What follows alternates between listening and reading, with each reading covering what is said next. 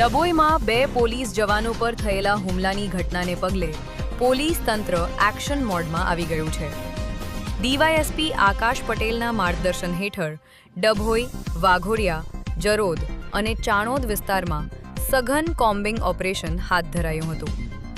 આ દરમિયાન 3 શંકાસ્પદ વ્યક્તિઓની અટકાયત કરવામાં આવી હતી તેમજ 19 બાઇકોની તપાસ કરવામાં આવી હતી.